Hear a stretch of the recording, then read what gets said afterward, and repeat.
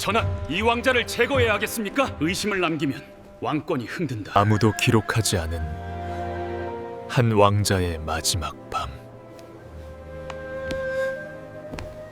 궁궐의 밤은 깊었습니다. 달빛조차 구름에 가려진 그날, 한 왕자가 마지막 숨을 쉬고 있었어요. 28의 나이에 아무런 죄도 없이 그저 왕의 아들로 태어났다는 이유만으로. 조선 500년 역사에서 가장 억울하게 죽은 사람. 그의 이름은 역사에 남았지만 그의 마지막 밤을 기억하는 사람은 아무도 없었습니다. 오늘 저는 여러분께 한 가지 질문을 던지고 싶습니다. 그날 밤, 그는 무엇을 생각했을까요? 무엇을 느꼈을까요? 죽음을 앞둔 그 순간, 그의 가슴 속에는 어떤 감정이 소용돌이쳤을까요? 실록은 차갑게 기록했습니다. 왕자를 사사하다. 단 5글자. 한 사람의 생과 죽음이 그렇게 짧은 문장으로 끝났어요. 하지만 그 5글자 뒤에는 한 인간의 고통이, 억울함이, 두려움이 숨어 있었습니다. 오늘 이야기는 사건을 다루지 않습니다. 한 사람의 밤을 이야기하려 해요. 아무도 기록하지 않았던, 아무도 기억하지 않았던 그 마지막 밤을요. 그의 이름은 이방석, 태종 이방원의 셋째 아들이었습니다. 1397년, 늦은 봄날이었어요. 궁궐에 기쁜 소식이 전해졌습니다. 왕자가 태어났다고요. 그런데 이 아이의 운명은 태어나는 순간부터 예정되어 있었어요. 아버지 이방원은 그 누구보다 권력의 무게를 알고 있었거든요. 이방원 자신이 형제들과 피를 나눈 사람이었습니다. 왕자의 난을 2번이나 일으켰어요. 이복 형제들을 죽이고 왕위에 올랐습니다. 그런 아버지가 자식을 어떻게 바라봤을까요? 방석이가 5살이 되던 해 궁궐에서 이상한 일이 있었어요. 아버지가 형들을 불러 모았습니다. 그리고 한 명 한 명 눈을 들여다봤죠. 아무 말 없이요. 그날 밤 방석이는 형 양령의 방에서 울음소리를 들었습니다. 아버지가 무섭다. 양령이 혼자 중얼거리는 소리였어요. 방석이는 그 말을 이해할 수 없었습니다. 5살 아이에게 아버지는 그저 높은 곳에 앉아있는 사람이었으니까요. 하지만 자라면서 알게 됐어요. 궁궐이 어떤 곳인지를요. 10살이 되던 해 방석이는 처음으로 사람이 죽는 것을 봤습니다.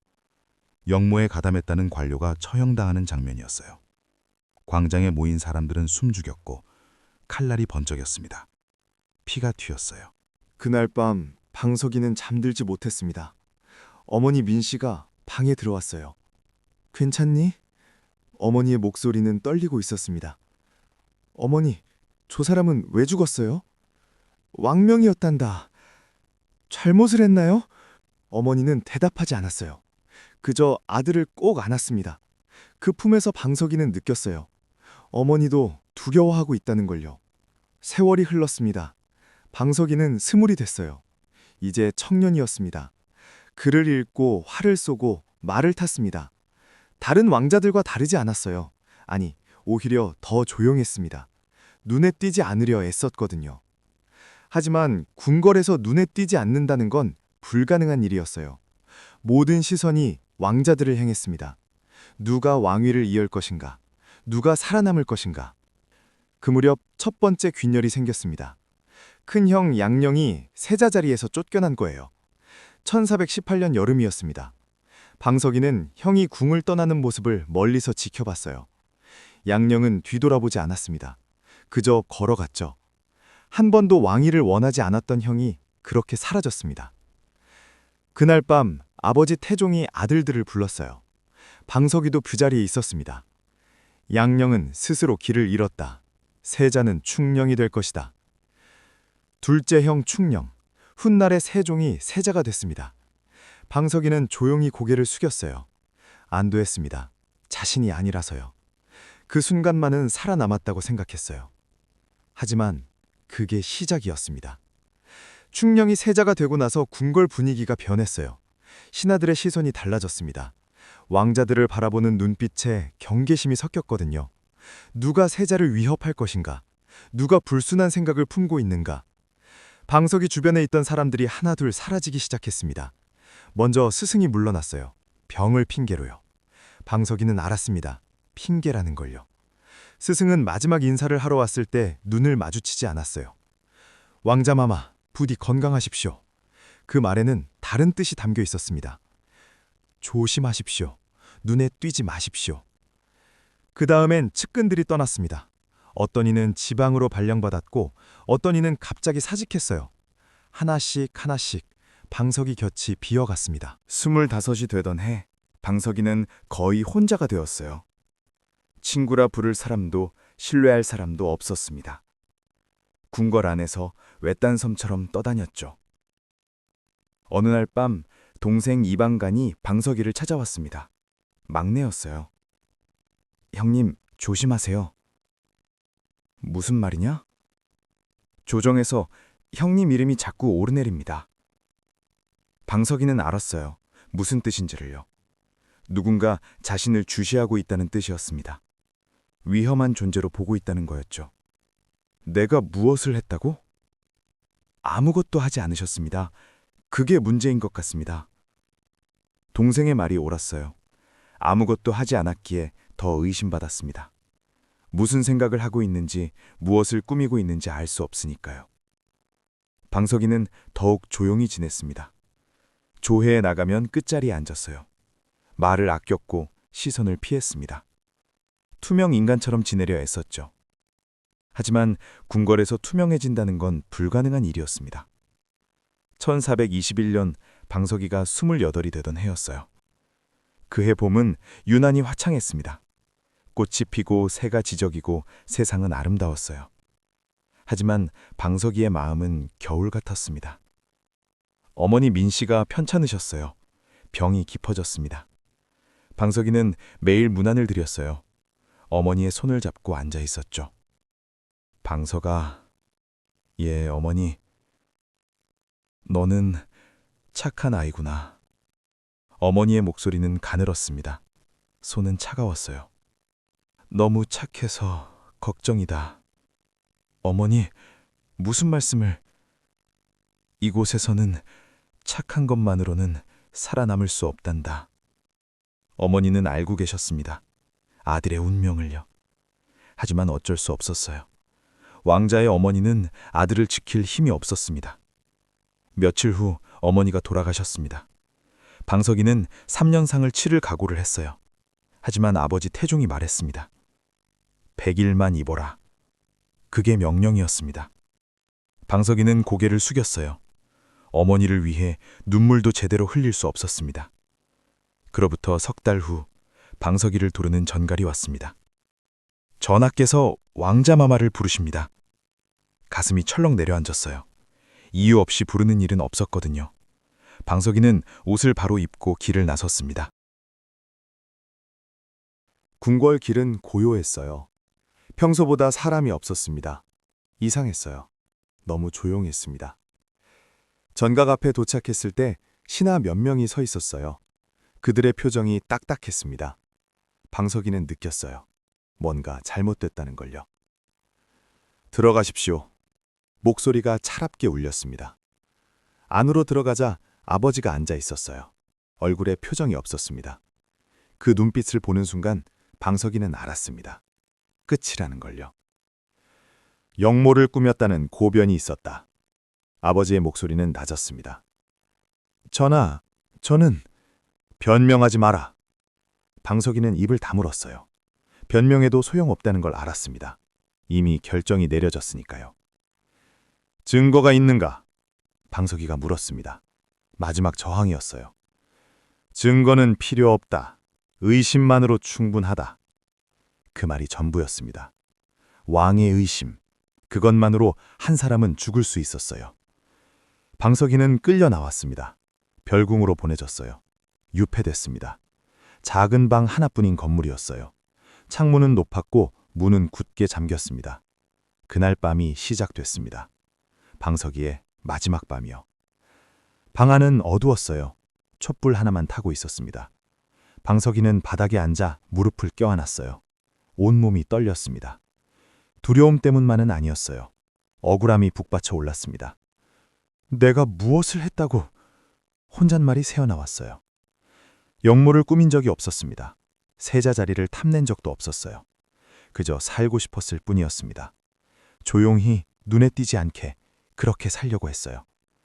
하지만 그게 잘못이었나 봅니다. 왕자로 태어난 것 자체가 죄였어요.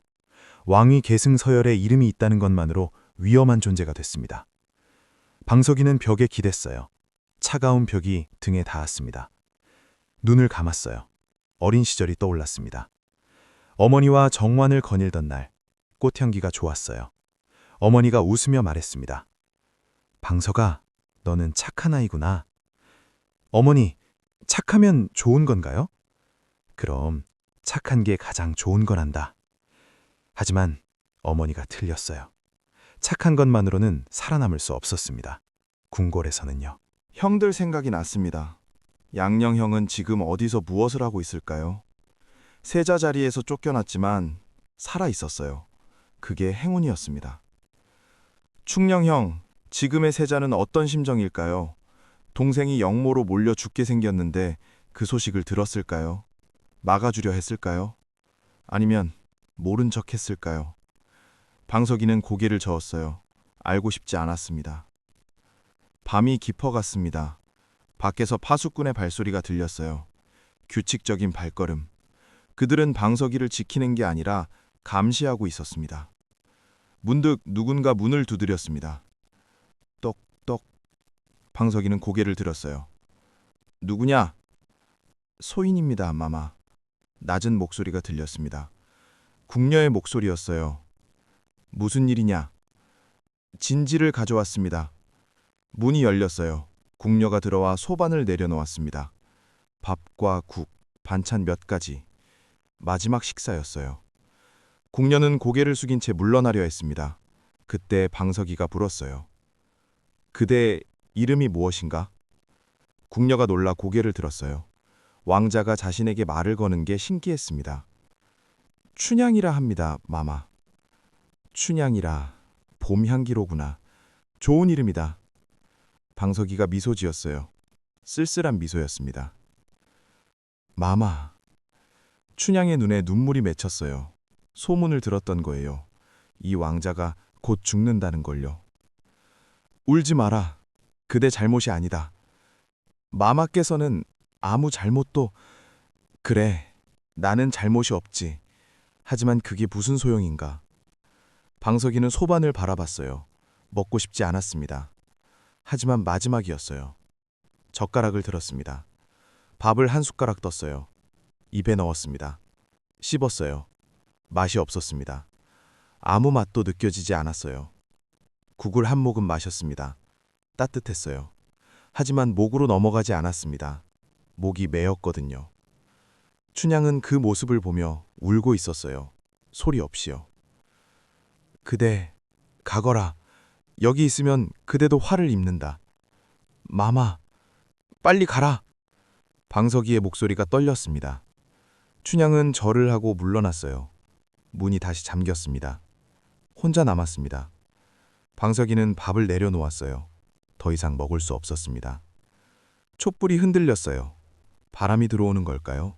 아니면 촛불이 꺼져가는 걸까요? 방석이는 바닥에 누웠습니다. 천장을 바라봤어요. 어두웠습니다. 아무것도 보이지 않았어요. 이렇게 끝나는구나 생각했습니다. 28해의 삶. 왕자로 태어나 왕자로 죽는 삶. 아무것도 남기지 못한 삶이었어요. 사랑한 사람도 없었습니다. 궁궐에서 사랑은 사치였어요. 아내를 맞이할 기회도 없었습니다. 아이를 가질 기회도요. 친구도 없었어요. 곁에 있던 사람들은 모두 떠났습니다. 남은 건 두려움과 고독뿐이었어요. 눈물이 흘렀습니다. 참으려 했지만 멈출 수 없었어요. 소리내지 않고 울었습니다. 밖에 들릴까 봐요. 어머니. 마음속으로 불렀습니다. 돌아가신 어머니를요. 어머니, 아들이 곧 가겠습니다. 그곳에서 만나요. 눈물이 그치지 않았어요. 베개가 젖었습니다. 얼마나 울었을까요? 촛불이 반쯤 타 내려갔을 때 방석이는 일어나 앉았어요. 눈을 닦았습니다. 이대로 끝낼 수는 없다. 무언가 남겨야 했어요. 흔적이라도요. 방 안을 둘러봤습니다. 종이가 있었어요. 붓과 벼루도 있었습니다. 글을 쓸 수 있었어요. 방석이는 붓을 들었습니다. 먹을 갈았어요. 손이 떨렸습니다. 무엇을 쓸까요? 억울함을 토로할까요? 아니면 누명을 벗기 위한 변명을 쓸까요? 아니었어요. 그런 건 소용없었습니다. 방석이는 붓을 종이에 댔습니다. 천천히 글자를 썼어요. 나는 죽어도 여한이 없다. 다만 부모님께 불효한 것이 한스러울 뿐이다. 짧은 글이었습니다. 하지만 진심이었어요. 여한이 없다는 건 거짓말이었습니다. 여한투성이었어요. 살고 싶었고 사랑하고 싶었고 평범하게 늙고 싶었습니다. 하지만 그렇게 쓸 수밖에 없었어요. 마지막까지 품위를 지키고 싶었으니까요. 글을 다 쓰고 붓을 내려놓았습니다. 종이를 보며 한숨을 쉬었어요. 그때 또다시 문이 열렸습니다. 이번에는 무관이었어요. 얼굴이 굳어 있었습니다. 왕자마마, 때가 되었습니다. 방석이는 고개를 끄덕였어요. 일어섰습니다. 다리에 힘이 없었어요. 비틀거렸습니다. 무관이 부축했습니다. 마마. 무관의 목소리도 떨리고 있었어요. 그도 사람이었습니다.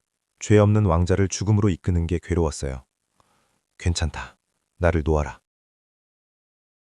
당석이는 스스로 걸었습니다. 비틀거렸지만 넘어지지 않았어요. 마지막 자존심이었습니다. 밖으로 나왔습니다. 밤 공기가 차가웠어요. 별이 보였습니다. 많은 별이요. 아, 별이 이렇게 아름다웠구나. 평생 별을 봤지만 오늘 밤 별이 가장 아름다웠어요. 마지막이라서 그랬을까요? 작은 건물로 향했습니다. 그곳에 끈이 준비되어 있었어요. 사약이 아니었습니다. 사사. 스스로 목숨을 끊으라는 명령이었어요. 방석이는 방 안으로 들어갔습니다. 끈을 보았어요. 가슴이 조였습니다. 무관들이 밖에서 기다렸습니다. 문이 닫혔어요. 혼자였습니다. 끈과 자신만 남았어요. 방석이는 끈을 집어들었습니다. 손이 떨렸어요. 무서웠습니다. 죽음이 두려웠어요. 하지만 선택의 여지가 없었습니다. 스스로 하든 누군가 손을 쓰든 결과는 같았어요. 천장에 끈을 걸었습니다. 의자를 가져왔어요. 올라섰습니다. 목에 끈을 걸었습니다. 거칠었어요. 목이 따가웠습니다. 이제 곧 끝이다. 마지막 생각이었어요. 어머니 얼굴이 떠올랐습니다. 어린 시절 정원에서 웃던 모습이요. 형들 얼굴도 보였어요. 함께 놀던 시절이요. 그리고 살지 못한 삶이 스쳐갔습니다. 살아가는 사람을 만나고 아이를 낳고 평범하게 늙는 삶. 가질 수 없었던 그 삶이요. 미안합니다, 어머니. 효도도 못하고. 눈물이 또 흘렀어요. 형님들, 부디 오래 사십시오. 저처럼 되지 마십시오. 의자를 찾습니다. 몸이 떨어졌어요. 끈이 조였습니다. 숨이 막혔어요. 목이 조여들었습니다. 고통스러웠습니다. 숨을 쉴 수 없었어요. 발버둥 쳤습니다. 본능이었어요. 하지만 끈은 풀리지 않았습니다. 점점 의식이 흐려졌어요. 세상이 어두워졌습니다. 마지막 순간 방석이는 생각했어요. 나는 정말 아무 잘못도 없었는데. 그리고 모든 게 멈췄습니다. 이방석, 28해의 삶이 그렇게 끝났어요. 다음 날 아침 무관들이 휴신을 수습했습니다. 조용히요. 아무도 모르게요. 조정에서는 짧은 보고가 올라갔어요. 이방석을 사사하였습니다. 태종은 고개를 끄덕였습니다. 표정 변화가 없었어요. 아들의 죽음 앞에서도 왕은 왕이었습니다. 세자 충령, 훗날의 세종은 그 소식을 들었을까요? 들었다면 무슨 생각을 했을까요? 동생의 죽음에 대해 한마디라도 했을까요? 실록은 기록하지 않았습니다. 세종의 심경은 알 수 없어요. 다만 그날 이후 왕실에서 이방석의 이름은 더 이상 언급되지 않았습니다. 장례도 소박했어요. 왕자의 예를 갖추지 못했습니다. 작은 봉분 하나만 만들어졌어요. 비석도 없었습니다. 사람들은 금방 잊었어요. 이방석이 누구였는지, 어떻게 죽었는지. 궁궐에서는 흔한 일이었으니까요. 신하들은 더 이상 그 이름을 입에 올리지 않았습니다. 위험했거든요. 죽은 영모자의 이름을 거론하는 건요. 백성들은 처음부터 몰랐어요. 왕자가 죽었다는 것도, 그가 억울했다는 것도. 이방석의 죽음은 그렇게 사라졌습니다. 역사의 한 구석에 묻혔어요. 하지만 정말 아무 흔적도 남지 않았을까요? 몇 년 후 세종이 왕위에 올랐습니다. 훌륭한 왕이 됐어요. 백성을 사랑하고 학문을 장려하고 한글을 만들었습니다. 그런 세종도 밤에 혼자 있을 때면 생각했을까요? 동생 방석이를요. 자신이 왕이 되기 위해 희생된 그 동생을요. 실록은 기록하지 않았습니다. 왕의 마음까지는 쓰지 않았으니까요. 이방석이 남긴 글, 나는 죽어도 여한이 없다는 그 짧은 문장도 전해지지 않았어요. 누가 찢어버렸는지 태워버렸는지 흔적이 사라졌습니다. 그가 마지막 밤에 흘린 눈물도 별을 보며 느낀 슬픔도 아무도 기억하지 않았어요. 실록에는 단 한 줄만 남았습니다. 이 방석을 사사하다. 5글자. 한 사람의 생과 죽음이 그렇게 짧게 기록됐어요. 그런데 우리는 물어야 합니다. 왜일까요? 왜 그의 밤은 기록되지 않았을까요? 왜 그의 억울함은 말해지지 않았을까요? 권력 때문이었어요. 왕권을 지키기 위해서는 모든 위협을 제거해야 했습니다. 형제든 아들이든 조카든 상관없었어요. 의심만으로도 죽일 수 있었습니다. 조선은 그런 나라였어요. 유교적 이상을 내세웠지만 피로 얼룩진 왕실이었습니다. 형제가 형제를 죽이고 아버지가 아들을 죽였어요. 이방석은 그 희생자 중 하나였습니다. 특별히 억울한 것도 아니었어요. 수많은 왕자, 왕손들이 비슷한 운명을 맞았으니까요. 하지만 그렇다고 해서 잊어도 될까요? 이방석의 마지막 밤을 기억해야 하는 이유는 간단합니다. 그가 사람이었기 때문이에요. 왕자였지만 권력자였지만 그 이전에 한 사람이었어요. 두려움을 느끼고 슬픔을 느끼고 죽음 앞에서 떨었던 사람이었습니다. 역사는 승자의 기록이라고 합니다. 하지만 패자의 이야기도 있어야 해요. 죽임당한 자들의 목소리도 들어야 합니다. 이방석은 말할 수 없었어요. 하지만 우리가 기억할 수 있습니다. 그날 밤 그가 느꼈을 두려움과 슬픔을요. 28살에 죽어야 했던 청년의 억울함을요. 오늘날 우리는 다른 세상에 살고 있습니다. 왕조 시대는 끝났어요. 권력이 목숨을 좌우하는 시대도 지났습니다. 하지만 정말 그럴까요? 여전히 권력은 있습니다. 여전히 누군가는 희생됩니다. 형태만 바뀌었을 뿐 본질은 비슷하지 않을까요? 약자는 여전히 말할 수 없습니다. 역사는 여전히 승자 같습니다. 패자의 목소리는 여전히 묻힙니다. 이방석의 이야기는 먼 옛날 이야기가 아닙니다. 지금도 어딘가에서 반복되고 있어요. 그래서 우리는 기억해야 합니다. 이름도 없이 사라진 사람들을요. 억울하게 죽은 사람들을요. 이방석의 마지막 밤은 어두웠습니다. 아무도 함께하지 않았어요. 혼자서 두려움과 싸워야 했습니다. 하지만 지금, 수백 년이 지난 지금, 우리가 그를 기억합니다. 그의 밤을 기억해요. 그것만으로도 의미가 있지 않을까요? 완전히 잊힌 것보다는요. 이방석, 당신은 억울했습니다. 아무 잘못도 없었어요. 그저 왕자로 태어났다는 이유만으로 죽어야 했습니다. 하지만 당신의 삶은 헛되지 않았습니다. 당신의 죽음이 우리에게 가르침을 주니까요. 권력이 얼마나 무서운지, 인간의 생명이 얼마나 소중한지, 기억이 얼마나 중요한지를요. 오늘 밤 하늘을 보면 별이 보일 겁니다. 이방석이 마지막으로 봤던 그 별들이요. 별을 보며 생각해 주세요. 그날 밤 한 왕자가 흘렸던 눈물을요. 그가 느꼈던 슬픔을요. 그리고 다짐해 주세요. 이런 일이 다시는 일어나지 않도록, 약자의 목소리를 듣도록, 역사를 제대로 기억하도록. 이방석의 이름은 역사에 남았습니다. 하지만 그의 밤은 아무도 기억하지 않았어요. 오늘 우리가 그 밤을 기억했습니다. 그것만으로도 작은 위로가 되기를 바랍니다. 고요한 밤, 별빛 아래 한 왕자가 마지막 숨을 거두었습니다. 아무도 곁에 없었어요. 하지만 하늘은 보고 있었습니다.